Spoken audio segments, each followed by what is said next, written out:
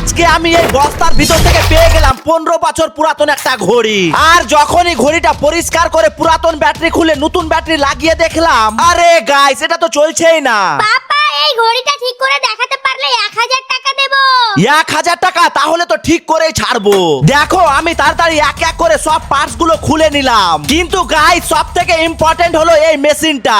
এই নাও পাপা, এগুলো দিয়ে ঘড়িটা ভালোভাবে পরিষ্কার করো। ঠিক আছে চলো পরিষ্কার করে দেখি ঘড়িটা চলে কিনা। প্রথমে কলিং দিয়ে এর সব পার্টস গুলো এক এক করে ঘষে ঘষে পরিষ্কার করে নিলাম। তারপর এক গামলা জলে ভালোভাবে ধুয়ে নিলাম। দেখো ঘড়িটা কত চকচক করছে।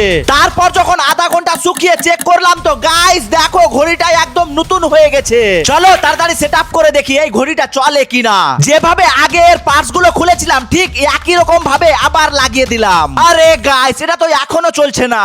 পাপা ব্যাটারিটা তো লাগাও। এই দেখো গাইস ফাইনালি ঘড়িটা চলছে। এই বেটা আমার 1000 টাকা দে। এই নাও পাপা তোমার টাকা। এখন তোমরাই কমেন্টে বলো এই ঘড়িটাকে 10 এর মধ্যে কত দেবে।